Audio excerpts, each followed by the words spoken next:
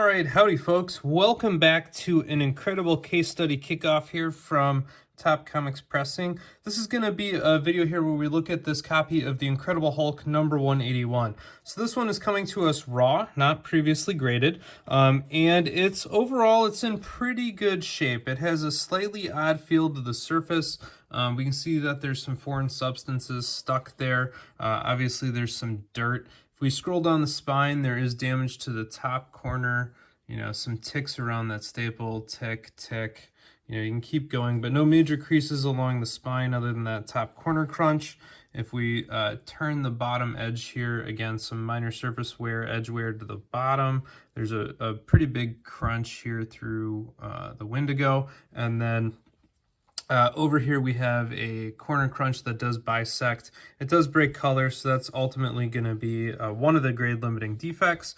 And there's a little bit of ink up here that I think actually might be part of the manufacturing. For those of you that don't know, this particular issue has a number of known manufacturers, including a big ink smear over here that's quite common. This doesn't look like anything that's been added on top of it or written over it. I'm going to try to give it a very light clean, but I'm not going to push that when we get there. If we flip it on over, again, the top edge doesn't have any major creases, but you can see how filthy it is. It's just got a lot of surface dirt built up, nothing major over there. And if you rotate it on down, you can kind of see lots of surface dirt and schmutz. And then as we turn it, some of the biggest defects and damage is going to be over here on the bottom. So this is going to be a crunch that's going to go through the majority of the issue. And then right here is a really big dent that also goes through a good amount. And I don't want to open it up all the way, but hopefully you can see on the paper there on the inside, you can see where it's crunched, particularly on that edge there. You can see that big fold under.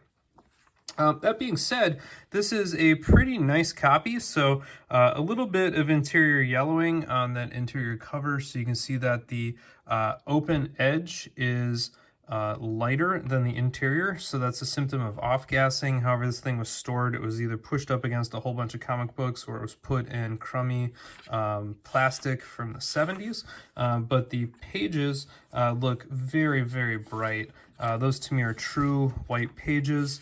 And most importantly, as you flip through this, we'll come here to the all-important Marvel value stamp, and it is intact. But I would definitely call this thing true white pages.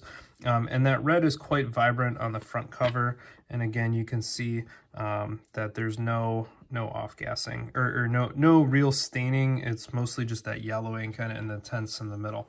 So this thing's going to get a pretty solid dry clean, and then it's going to need a bunch of ironing back here on the corner. If you feel it, it's quite obviously crunched up. So we're going to need to iron that out before we do a press. And that crunch carries all the way over to the front. So if I touch right here on the Wendigo, I can feel indentation that goes through the whole book. So we're going to have to iron that out. In terms of whitening and stain removal, I don't think this thing actually needs any peroxide. For that off-gassing yellow, believe it or not, one of the things that works the absolute best is just straight on blue light without any overlays, without any peroxide, no misting, no nothing, just straight up blue light. And that should help knock out some of the yellow in here. And you can see it if you compare that 25-cent bubble to the space in here in the Hulk. It's so much whiter up here and up here in the Comic Code Authority box than it is here in the inside. And so that's kind of my rough evaluation. The game plan for this one is going to be a thorough dry clean, especially on the back. Then I'll consult the owner and make sure that they're okay with what I call a dry bled. That is just light, nothing else. And then we'll probably do some ironing just to get that ready, and then we'll set it up for our press to get rid of some of the wrinkles and the waves and all the indents, and we'll have to be careful with that chunk as we dry clean. So all right, here we are. It's time to get dry cleaning, and one of the first things I'm going to do here is try to address this goober up top here. And the first thing I'm going to do is, oh, there we go. It just came off with the eraser. So we got really lucky. Just a really light eraser motion was enough to dislodge that. I was all worried. I got my Q-tip and my chisel ready here and all this stuff, but that one popped off like a treat. All right, so that was a pleasant surprise. I was worried that was going to be really stuck on there. Now this book has a little bit of an overhang, so dry cleaning along that edge there, I'm going to get my magazine backer board here to put along the edge so that I can rub the edge of the paper without creasing it or bending it over. And that will be good in that little bit of a bubble. Check down on the Wendigo here. I don't think it's going to need too much. Oh, eraser broke. A little bit of crud right here on the Wendigo shoulder. Try to get that off. Looks a lot better there. There we go. Wolverine's claws. This swipe right here has got a little bit. That's a pretty small spot, so I'm going to grab my micro eraser that I've got right here. And just to make sure I'm not transferring anything and make sure I get control over it, I'll clean that tip off before I use it. I'm just going to go right down that swipe. Nothing better than a Hulk 181. This is the first Hulk 181 in 2024 for me. So this probably won't get uploaded to YouTube for a while. But all right, so here's the delicate part. I'm gonna clean my eraser off as tight as I can. We're just gonna gently rub on this black, and I'm gonna check it for red ink on that eraser. And I'm seeing a little bit of red. It's mostly some black that's coming off. So we are getting some. I'm gonna clean my eraser and try to generate a little bit flatter of a surface there.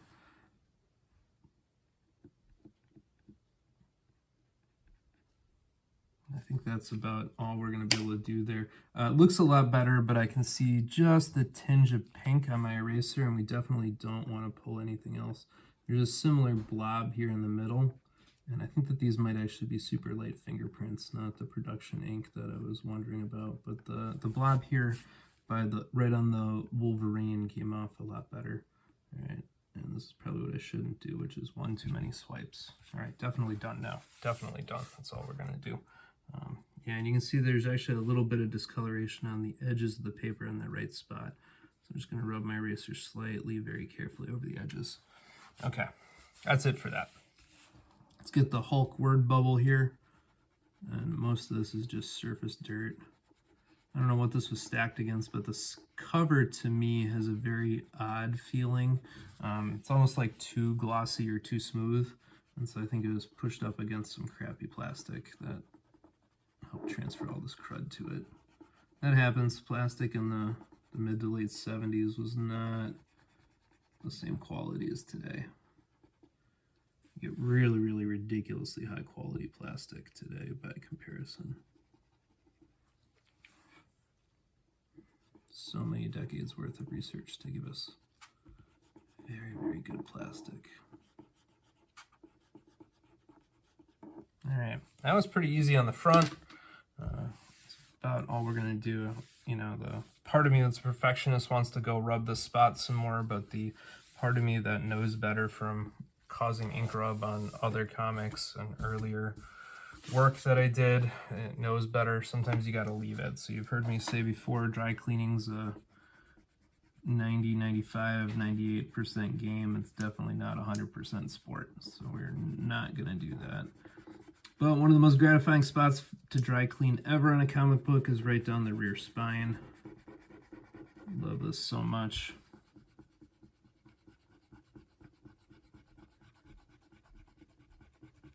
Oh, that crud. Just decades worth of crud go bye-bye. It's so marvelous.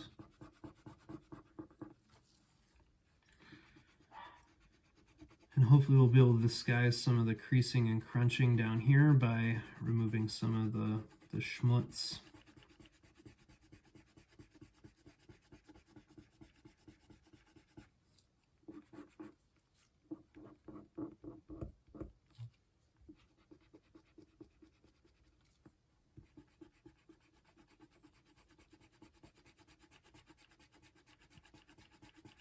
And there's just really light dirt across the whole cover, so I'm going to go right over the words. And, you know, I've said it before, you can do that as long as you're not applying downward pressure and you're just letting the eraser glide.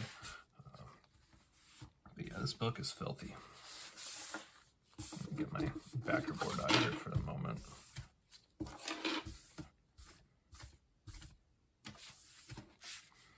Right. Just so much crud. Gonna have to buy more erasers here in 2024. Go through these things like crazy. buy the jumbo boxes and I still just churn through them. Now that, I think, right on the word women there is actually just miss ink. I'm going to slide this blunt edge over it as smooth as possible. Yeah, that's just miss ink from the printer. I'm not going to worry about that.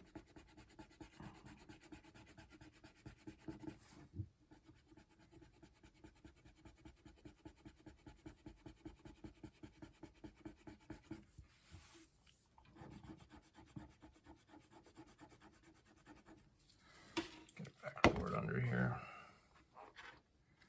I have to go back and be careful by the bottom corner.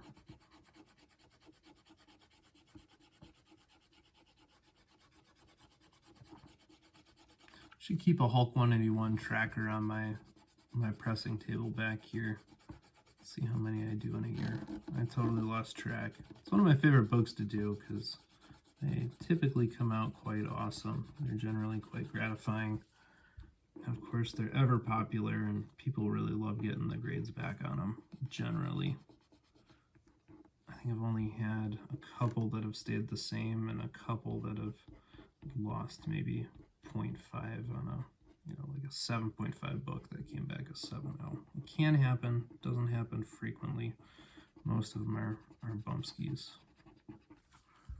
But on the rare exception, there is either it was slightly overgraded to begin with, or there's natural variance in the CGC grading, especially when grades are close and might be on the edge of going up or down. Sometimes bad things do happen too during the cleaning and the pressing process.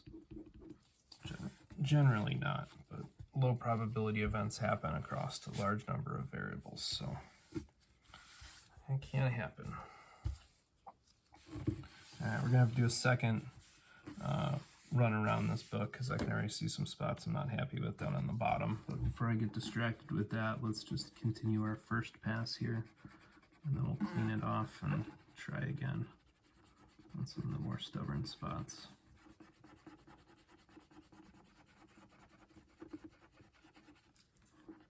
And again, I'm using my left hand to support, fingers splayed to give some sturdiness to the cover. Worst thing you can do is have the cover shift under the eraser and accidentally cause a tear. So that's kind of what I'm trying to prevent here on my left hand. Try to keep the eraser between those fingers. And the corners are always delicate. Try to go towards the corner, never into it. I generally actually like my Mr. Clean Magic Eraser sheets on the corners just because you can apply less pressure and get a little bit more control over how you're dragging it instead of having to go back and forth. So that should be it for the open edge, top edge, and then we're home free.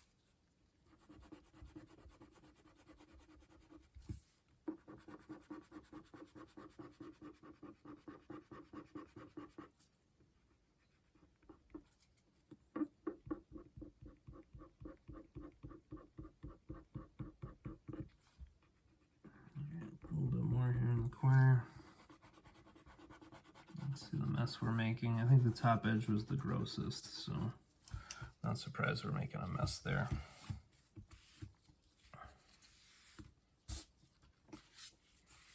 Again, when I pulled the comic, it's usually an inch and a half in off the edge, and I try to center it And the book should be pretty well balanced that way. So even though it flops, it's not causing any spine stress or anything like that. It's just moving like a hinge or an open door. So it might make some of you uncomfortable just to pick a book up, but if you do it from the midpoint, and if you do it away from the spine, it should be okay, as long as you're not, you know, Incredible Hulk squeezing it and causing finger bends. But a nice gentle hold should be just fine. All right, so there we go. I'll give the front one more look. There's another little dab of that. It was stuck right there. Yeah, and I don't want to push that. It's a little gob of something right on the black, and if I pop that off, I'm afraid I'm going to leave a little white ring there. So as much as it is disturbing to leave goop on a comic book, I think given where it's at, that's the right call, so that I don't inadvertently leave a white circle right in the middle of there. And let's just give this back one more look here real quick. Don't see anything too crazy. Looking pretty good. This back corner is the area where I was the most bothered when I was giving it the other inspection real quick. Yeah, I think that mostly looks pretty good. Nothing too crazy there. Corners look good. It always looks so much nicer after a true dry clean. The gloss should, you know, as you remove that dirt, should shimmer and shine more. So, I mean, if we look at that area where we dry clean down on the bottom here, you know, it's got a nice healthy gloss now. You can just see it rake right back and forth. Those defects that we're gonna have to press out, quite obvious there. So, yeah, that's gonna be about it for this one. So I'm gonna get in touch with the owner, make sure that they're cool with a dry bled treatment.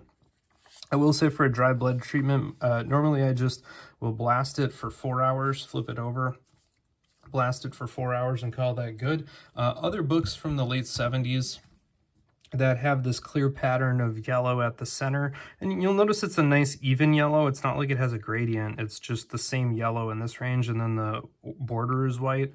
Those books tend to respond very well to that dry bled only, and again, I'll just do like a straight 4 hours and that'll be it. So then we'll come on back and do some ironing. All right, folks, here is our post-blue LED look at this incredible copy of the Incredible Hulk number 181. You can see that the color tone is much smoother between that 181 and the, you know, you and the Hulk. It's still a little bit brighter up here, but I'm okay with that. Overall, when you look at this cover at the moment, you no longer go, ugh, that's dingy. Instead, what pops is how vibrant and deep the red is across the cover. And so I think that's where we're going to leave it. If you flip it on over, you know, you can see the same kind of transformation on the back. That kind of deep yellow square is mostly taken care of. And if we gently open this on up, you can see that we still do have that yellow on the interior and the white going to the outside. There's not really a benefit to whitening or treating the interior covers. You could if you want, but in this particular case, I think just irradiating the outside was the right play. And, you know, we can see a nice natural white. It's still not glowing white. It still looks natural for a comic book that's, you know, going on 40 years old-ish.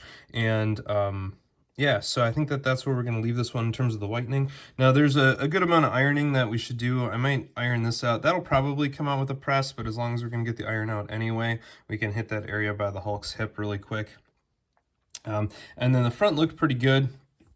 The primary damage I want to iron out is back here on this back lower corner. So you can see that, and that's pretty deep. That goes most of the way through the book. And if you feel it on the Wendigo right here, you can kind of see where it ends right there in the glare. So that goes all the way through. So we're gonna have to iron that out. And as long as we're ironing, we can hit a little bit of the stuff up here too. There's a little bit of a bigger bend right there, as well as a spine tick that, you know, as long as we have the iron out, we can hit it and take care of everything. So I'm gonna go ahead and get that all set up and then come on back in a second. All right, here we are. I'm back with my regular ironing setup. And if you haven't seen me do this before, I've got my MDF board under the desk. It's the same board that I use when doing slab cracking, but the advantage here is I have one side that's all roughed up and the other side is not. This is the smooth side. And then in addition to that, I have my Hanger 9 tacking iron right here set to 2. We're going to turn that down a little bit when we deal with the cover, but we're going to start on the interior. I have my squirt bottle with water, and I have a cotton round that I've pre-wetted, so you can see that on the glove, the moisture coming off there. You don't want it to be soaking wet, but you do want a good amount of humidity on it. And then the last thing that I've got here is my roll of cotton rounds that we're going to use to support the comic. Now, if that deep hole issue crunch, oh, and the last thing is the comic is on SRP paper, so we can move it and turn it without worrying about scratching the surface on the MDF. Now, if the crunch that we're right here were on the open edge, it would be a lot easier to deal with, but because it is so close to the spine, we're gonna have to be careful. And so what I'm gonna try to do is open it up to the interior and treat the inner wraps from the centerfold out, so you can see that full issue crunch down there as well, and move towards the cover as we deal with that crunch. So there's really 2 crunches, one kind of up in here and then the one right on the surface. And on the inner wraps, as long as you're not transferring too much humidity with the cotton round, you can actually put the iron directly on those inner wraps. And so the trick is to try to transfer only a dab of humidity, and we're going to go from the centerfold towards the back cover. Just slowly and gently, and I'm going to use my thumb as a guide to find those rough spots. So it's like right up here, it's like truly in that area, and that's why I'm supporting the spine, how you can kind of see it, and so that the book is never opened up flat, and we're not going to stress the staples all the way. So that roll of cotton rounds is going to be a big help there, and I'm just going to try to use my finger to feel as much as I can. Unfortunately, you know, it's going to be really hard to get that iron in there as far as we're going to want it to go, which is unfortunate. And with the cotton round, I'm not rubbing. If you rub on the newsprint, you will cause damage, and I'm just dabbing to try to dab a little bit of humidity off.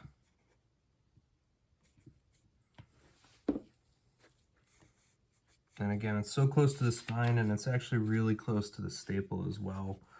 And so we have to be very careful. Do not want to do something silly and like blow a staple on a book like this. That would be pretty tragic.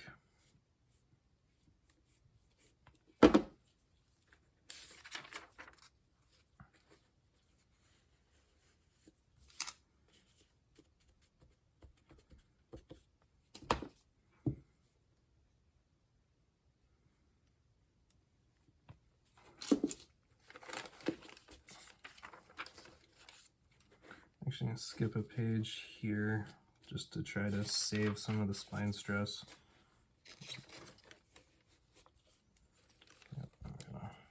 As you can see, I'm trying with my left hand as the wraps go further from the centerfold, they kind of ball up on the edges.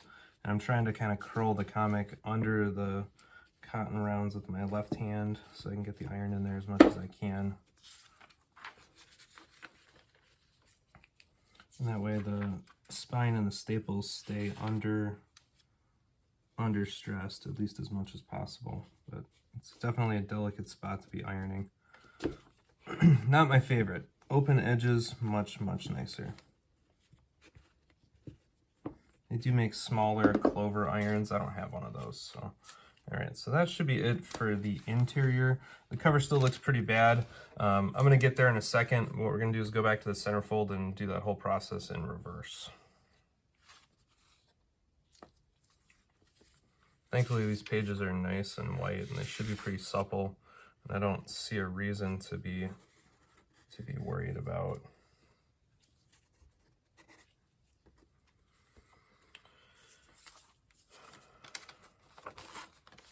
Any brittleness or anything like that. So I'm just gonna try to see.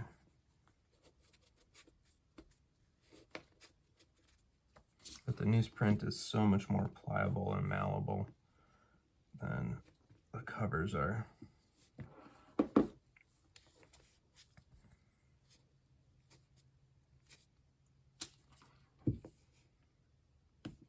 And some of that interior cover, or the interior wraps, also will be better to, you know, even out in the press, especially if they have a little bit of humidity. So usually they clean right on up.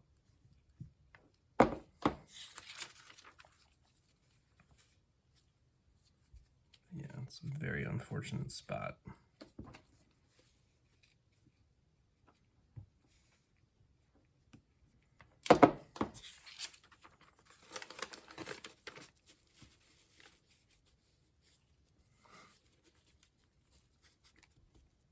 So even on the inside of the page number, it's really bad. All right. And it was worse on the back, so I think I'm going to call it there, going through the inner wraps. All right, and then for the cover, what I'm going to do is put a backer board at centerfold to make sure I'm supporting it and to make sure I don't inadvertently, roll over the staples and truly smush the spine. That would be very sad. And so I've got my magazine backer board handy here. Let me get back to the centerfold. One more page. There we go. Like so. And then it is possible to stick those inner wraps to the cover. So I'm going to push the staples just a touch. And so what we want to do is put an extra piece of SRP paper between the cover and when we're ironing. So I've got that one handy right here.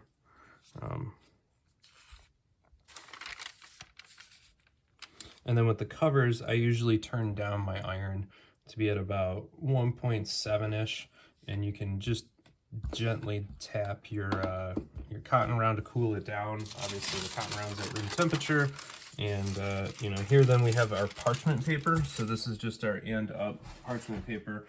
It's the same stuff I use for all kinds of purposes. All right, and so we can just start. And again, we're going to do the same basic procedure. We're just going to do it through the parchment paper. So we're just going to wipe the transfer a little bit of humidity. We obviously don't want to do that on the cover. And then we're just going to give it a little bit of an iron.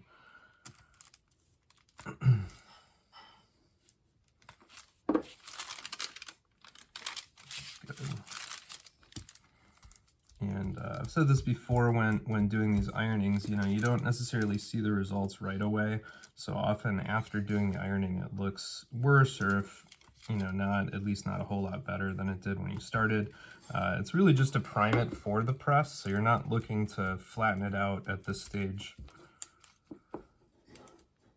Really just trying to get it all set up so that when you do the press, the papers and the fibers have kind of been released and primed as much as possible. So I'm going to do one more on that spot. That was probably the worst spot on the whole book. And I'm drying out here a little bit. There's still some moisture, but I'm just going to give myself a little bit of renewal spritz. Now I sprayed this side. I'm going to dab with this side to make sure I'm not transferring a whole lot from where I just wetted it. I want a little bit of wicking action, not like big droplets to transfer or anything like that. So I think that's about as good as it's going to get. Obviously there's going to be some creasing and some cracked gloss along with that. There's a little bit of a bigger spine tick right here. So we'll just iron that out. Now with the magazine backer board in the center, you can kind of put a little bit of pressure on there and just give it a little bit of a rocking motion. That's usually what I do for a spine tick. As long as you're not too aggressive with it, that usually turns out okay.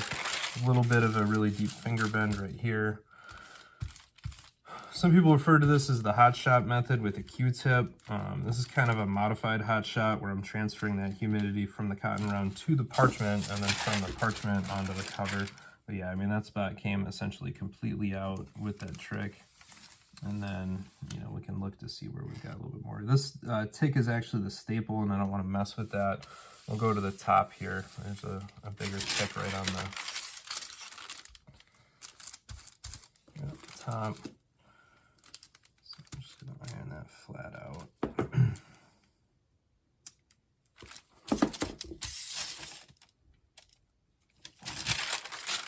And it'll still be breaking color, it'll still be breaking gloss, but you want it to be, show up in the CGC grader notes as very light spine stress or light spine stress instead of moderate or medium spine stress. They do everything based on, quantity and severity. So that's the trick there with CGC. All right, most of this other stuff I think will come out in a press. Maybe I'll hit this little line. There's a little line right there on the red box. I'll just hit that as long as we're right here, but that would probably come out with a press, no problem. Go. Yeah, it's a little bit of a gloss breaker, and I can see a pinch of color break right in the middle. So it's going to probably be as good as it's going to get. I don't see anything else too catastrophic on the back. This area is really where I wanted to focus. I already got that metal spine tick. So flip it on over. A nice thing about having the backer board in there to support it is that makes that transition easier. Just slide it on down. Again, it's really tragic about that front corner crease. I think ultimately that's going to be the grade limiting defect on this book, but thankfully it's quite small. Now there is a big vertical line here on the Wendigo that looks like, you know, maybe a pen indent or something like that. I'm going to iron it just for good measure, but I do not expect that to actually come out. You could be more aggressive with a roller ball, but usually if the lines are very fine and very deep, they're not really fixable. They're usually permanent. Yep, I do have the SRP paper on there. A little bit of a panic attack. I did move the SRP paper. Just ease into that here with a little bit of an iron down. We're going to cover that line with our corner iron we were going to do here anyway. But I don't think if I get really aggressive with the roller ball that it's going to fix it. I think it's damage to the gloss. If somebody uses a nice broad ballpoint, usually you can iron it out, but if they have a more fine-tipped pen or whatever was the mark, usually it's permanent. So, all right, let's see here, and then there's the little bit broader area over by the Hulk's hip. So I'm pretty sure it'll come out with a press, but as long as we're here, might as well just hit it for good measure. And again, you can see I'm not transferring a lot of humidity. You can't even really see it on the video probably.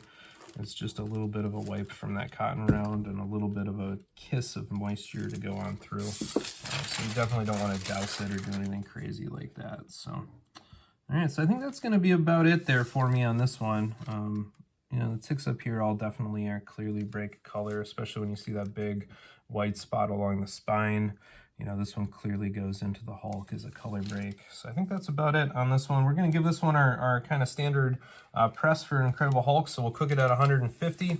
We're going to cook it for, 155. We'll cook it for 15 minutes. I'm going to do 4 minutes of hydration on the front, 4 minutes of hydration on the back before we do that. And then hopefully it'll be good to go. So thank you for your attention so far, and keep your fingers crossed that the press here goes as expected. All right, folks, here we are with one final look at this copy of the Incredible Hulk number 181. This thing came out fantastic, and I'll be able to show you pictures of that back and how that came out on Instagram or YouTube once this thing comes home. All in all, I think we gave this thing a really nice facelift. My optimistic self says CGC might give it an 8.5 with that corner crease being the grade limiting defect. And I think more realistically, you know, it might land an 8.0. Certainly if it gets a 9, I would be floored. And if it hits a 7.5, I'd be very disappointed and be curious what the CGC grader sees that I'm not seeing. But in my opinion, this is an 8.0, 8.5 copy of the Hulk 181 with the clear color breakdown here being the primary defect. All of that damage on the back cover looks so much better right now. Now, with these mega key issues, as always, I'm going to tuck this thing into a full back Silver Aged Mylar, and then I'm going to tuck that into this Golden Age fullback Mylar, and I happen to get Gerber, Gerber. That's the brand, but I mean other brands will probably work too. The important thing is that it's pretty snug in there and that you have this nice border, so if this thing does hit the floor as somebody's unpacking it, or if they put a little bit of extra stress on it, it's taking the damage of that outer board before it even gets anywhere near the comic. And of course it's protected then on both the front and the back side. So that's all I've got for this one. This will appear as mere moments to you, but in reality it's going to be weeks or months. So while I'm sweating over what the grade's actually going to be, please take a second to click that subscribe button, give the old video a thumbs up, and leave a comment, share with a friend. You know the drill. Stay tuned. All right, folks, we put a lot of effort in ironing out this Incredible Hulk number 181, cleaning out just an inordinate amount of surface dirt, and let's see if the folks at CGC decided to reward our efforts. CGC has now declared this comic an 8.5 white page copy of the Incredible Hulk number 181. It's safely back with its owner. I'm super jazzed for him. Like I said, I don't think that one needed any whitening. It just needed the kind of dry bled to blast that general dinge away from it. So no peroxide, no moisture, just a little hit with blue LED. And that really helped it pop. The reds in this thing are deep as deep could be, and the back cover looks exquisite. So I teased this one as soon as I got the pictures, as soon as I did it on my Instagram.